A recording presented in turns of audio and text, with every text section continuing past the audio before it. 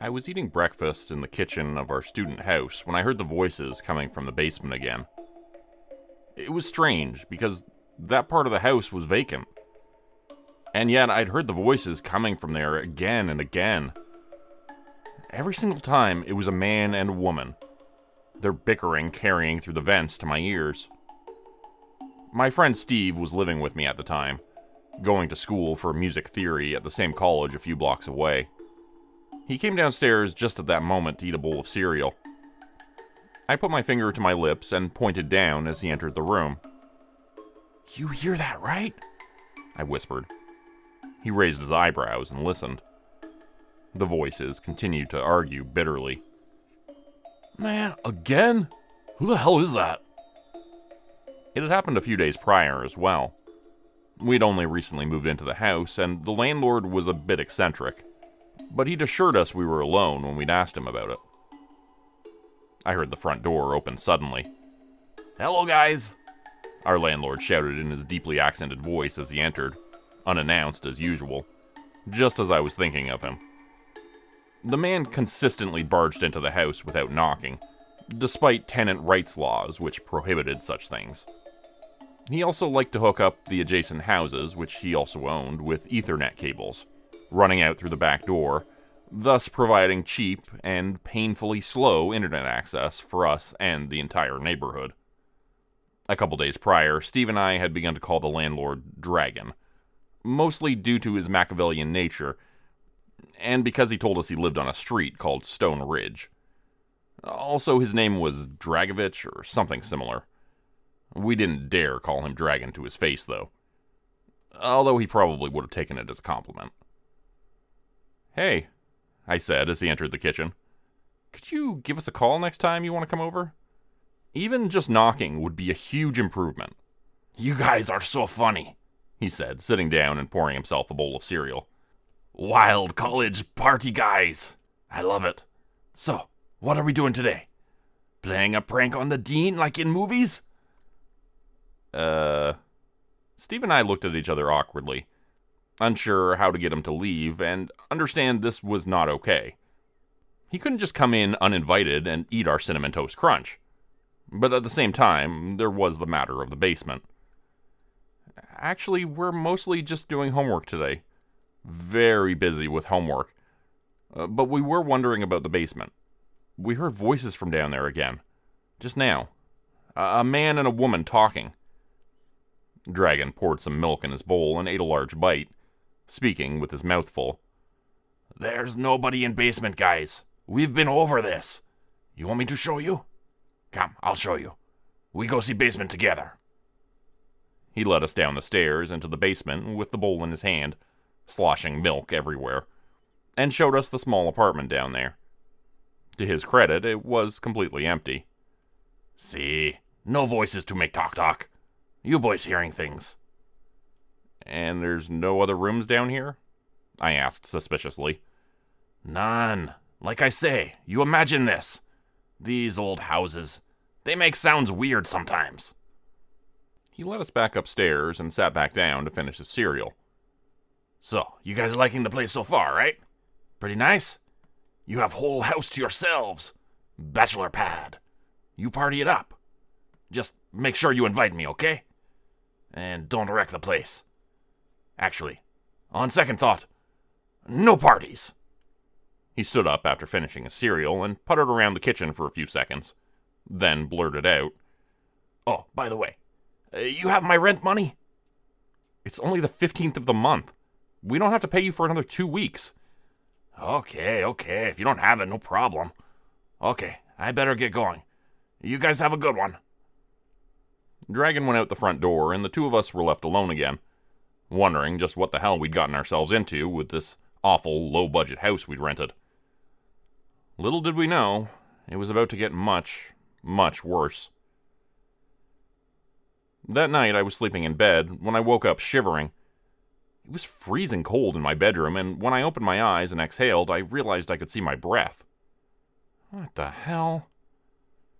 I considered just wrapping myself up in another blanket, but then decided against it. The thermostat had to be malfunctioning, or it was adjusted wrong. It was dangerously cold in the house, and if I didn't do something fast, it would only get colder. Surely enough, when I got downstairs, the digital thermostat showed the temperature reading was 50 degrees Fahrenheit. I pressed the arrow buttons at the side and watched the goal temperature increase until it read 72. Then I bumped it up a couple degrees more, just for good measure. The heating vents kicked on, and I held my hand up to the one in the kitchen to warm my numb fingers. I went back up the stairs to my bedroom and laid down, closing my eyes and drifting back to sleep. About an hour later, I woke up shivering again, my breath a frosty plume each time I exhaled. This time I stomped down the stairs and over to the thermostat, where I saw it read 45 degrees as the goal temperature this time. I couldn't understand why it would be doing this, so I looked at the settings on the thermostat and played with it, trying to figure out what was causing the issue. Everything looked normal, and this hadn't happened on previous nights. It didn't make any sense. So I decided to go down to the basement and take a look at the furnace for myself. I opened the door leading down the stairs and began to walk slowly down the steps to the lower level of the house. It was dark and silent, and when I tried to turn on a light, none of them seemed to work. Once I got down to the basement, I realized it was much warmer down there. It was actually very hot. I was quickly sweating as I made my way over to the furnace. Something was definitely wrong with the heating in the house, since it was freezing on the second floor, but it was an oven down in the basement. But that didn't explain why the thermostat kept changing on its own, when I had checked its programming to make sure it was set right. The furnace offered no clues, mostly since I had no idea what I was looking for. Everything seemed to be in good working order, as far as I could tell in the dim light. The big steel beast rumbled and groaned to life suddenly, startling me as it kicked in to meet the demands of the thermostat upstairs. Hot air began to fill the room, and I started sweating even more. Giving up on trying to fix the furnace, I went for the exit instead. Just as I reached it, the door slammed shut in my face. I felt as if I was going to have a panic attack as I stumbled backwards, terrified, my chest suddenly tight with fear. For a moment I was too terrified to try and open it again, but the temperature was rising quickly in the furnace room and I needed to get out fast. "Hello?" I called out timidly, but no one answered. Pulling on the door handle, I found it wouldn't open. I threw my shoulder against it, but the thing wouldn't budge. Looking around the room, I saw a small window set high in the wall. I moved a nearby milk crate to stand on it and slid the window open. But it would only open a few inches. The child's safety lock was stuck, so I couldn't get it to go any wider.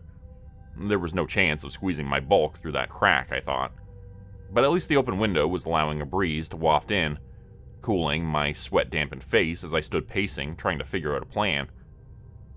The room was small, and devoid of any useful items. The more I looked, the hotter it started to feel in there, the tiny window making little difference. I felt like some terrible dog parent's child, trapped in a parked car on a hot summer day, sniffing at that small gap of freedom and fresh air offered by a narrowly open window, panting as my oxygen ran out. I was beginning to look at the furnace again, trying desperately to find a way to turn the temperature down when I heard the voices again, this time more distinctly. "Okay, gentlemen, this is a young one. You've seen her pictures. Need I say more? We'll start the bidding at 10,000. A soft whimpering sound came then, and I realized there was a tiny crack of light in the wall to the left of the furnace. Looking through the gap, I couldn't see much.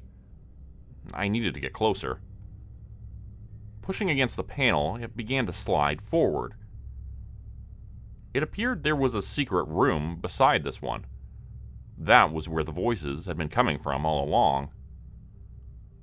The secret door revealed a winding staircase leading down. I followed it, taking my steps slowly and carefully, being as quiet as I could. As I drew closer to the hidden area of the basement, the voice became louder and could be heard more clearly. "I hear 20. Do we have 25? 25. I see your 25. Do we have 30? Oh, very good, sir. You won't regret that. And the gentleman has made it 40,000. Do we have 45? Good, 45. Do we have 50? The auctioneer's voice was practiced, and I could tell he had done this many times before. He was focused so intently on the screen that he didn't even see me sneaking up on him with a paperweight in my hand, the first item I'd seen on a desk upon entering the room. 50,000? That's the high bid of the night. Very good, sir. We'll have her sent over right... His voice cut out as a wet, bone-crunching sound echoed throughout the room. Panting, I dropped the bloody paperweight to the floor, where it landed with a loud clomp. The young woman, a girl really, was blindfolded and whimpering beside me. A camera mounted on a tripod was pointed at her, surrounded by stage lights. Her wrists were bound with duct tape, and her skin was red and irritated around that area.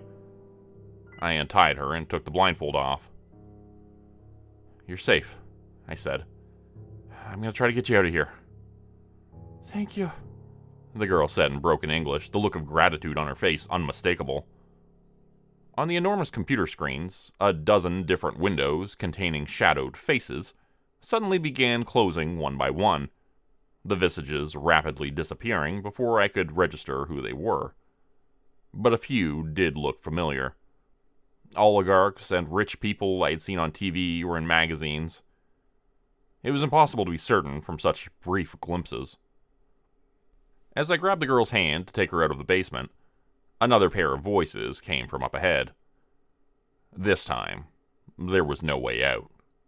We were trapped. "You have to do something about this heat," a woman's voice was saying. "I'll show you what I mean. Raymond is getting older. He can't be working in these conditions." Did you adjust the thermostat? "I did, but one of your tenants keeps changing it back. We're right beneath the furnace, Dragovich. If they turn the heat up by 1 degree, we get blasted with hot air. It's impossible to work down here, since you monkeyed with the HVAC system the other day." "I'll have a chat with the tenants," our landlord answered. We'll lock out the thermostat, too.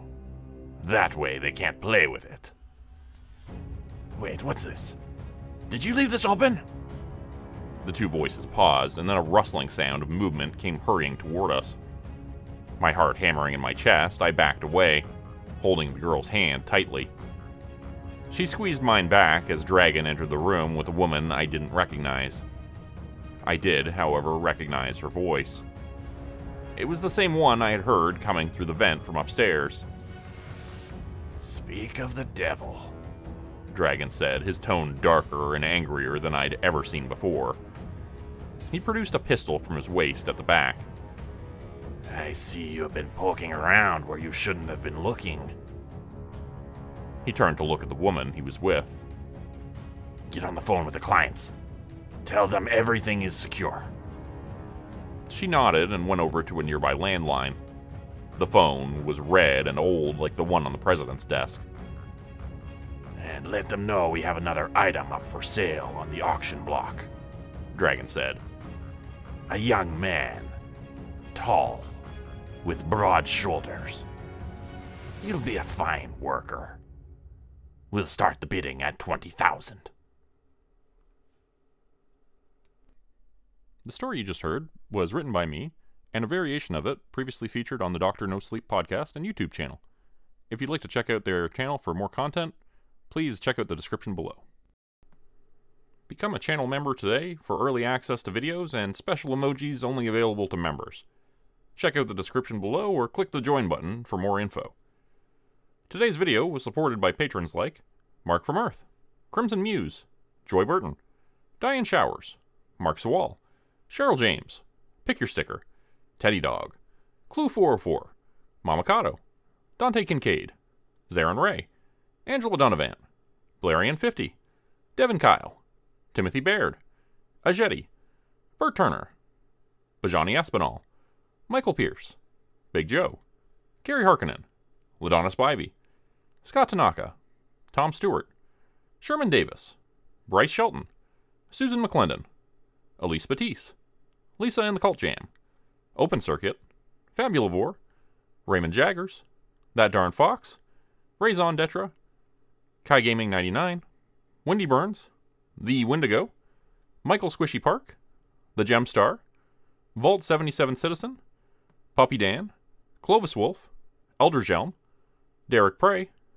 Elder Being, KC Hawaii, Rob T, Tragic Mermaid, Darren Fishnoller, Cloves Anoya Harris, Roe Underwood, Florida Man Luke, Bethany's Mom, Winter's Kiss, Sam Brook, The White Stag, Corgi Connection, No Name, Marta Cara, Professor Elm, Kathy Barrickman, Cybard Sands, Steve Hennessy, Melanie Sanders, The Archivist, Rob Smith, Term 4, Naz Razio. If you'd like to help support the channel, please consider joining my Patreon page at patreon.com/Jordan Grupe Horror. As a patron, you'll get access to bonus videos and content, as well as a Discord channel. You'll be credited at the end of every video going forward, and if you decide to stay for 3 months, I'll name a character after you which will be featured in a Hollow's End story. Links to join the Patreon are in the description. Thanks everyone for listening. Please like, subscribe, and comment to help the channel to continue to grow. Really does help out a lot. And see you again next time at 4 p.m. Eastern Standard Time. Hope you have a great night.